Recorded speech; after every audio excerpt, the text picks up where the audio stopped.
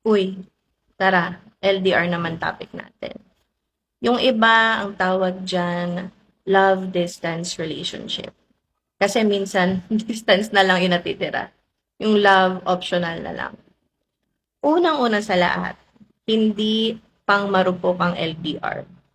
Kung ikaw yung tipo na kailangan nag-update bawat galaw, kung nawawala ka pag hindi na nag-chat yung partner mo, mag-iisip ka na. Kasi LDR, sinusubo ka talaga ng pasensya, pati yung overthinking.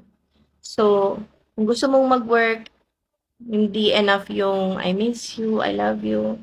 Kasi kung puro salita, pero palaging meron namang ibang kausap, di yan longing. Distraction na yan.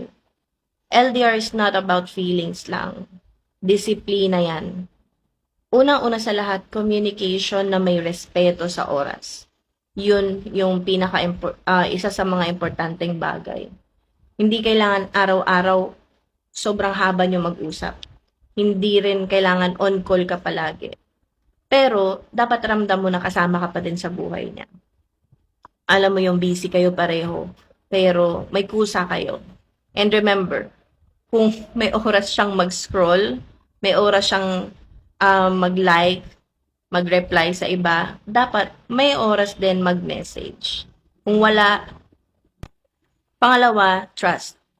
Hindi surveillance. Kung araw-araw ka naghihinala, wala, talo ka na. Kasi hindi pwedeng yung relasyon nyo parang CCTV. Hindi porket tahimik yung isa, may tinatago na.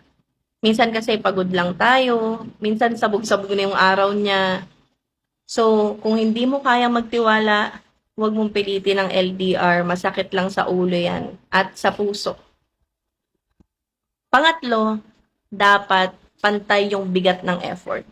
Hindi pwedeng ikaw lang yung nagpaplano, ikaw lang yung nag-a-adjust. Hindi yan parang thesis na ikaw yung gumagawa, ikaw lang yung gumagawa pero pareho kayong papasa. Hindi ganon. Kung ikaw lang yung excited, ikaw lang yung naghihintay, baka ikaw lang invested. Alam mo yun? Ang relasyon, sabay binubuo yan. Hindi isa lang yung nagpapasan. Pang-apat, kailangan magkikita din kayo. Kailangan totoong face-to-face.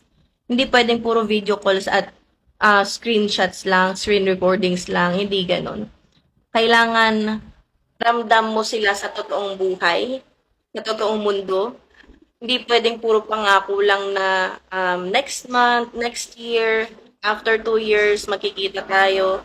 Or sa tamang panahon, makikita tayo. Dahil ang taong gusto ka, gumagawa ng paraan. Kung walang galaw, baka hindi kayo pupunta sa destination nyo. Panghuli, dapat may direksyon. Ang LDR kasi phase lang yan eh. Hindi yan final form.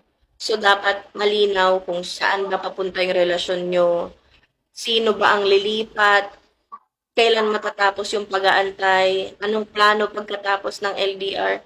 Kasi kung wala kayong pupuntahan, nag-uubos lang kayo ng effort at oras sa isa't isa. Ganito kasi yan. Gumagana yung LDR kapag pareho kayong nag-e-effort, parehas kayo ng goal. Although, hindi araw-araw madali, hindi palaging sweet, hindi palaging matagalan yung pag-uusap, hindi palaging may kung ano-ano kayong ginagawa.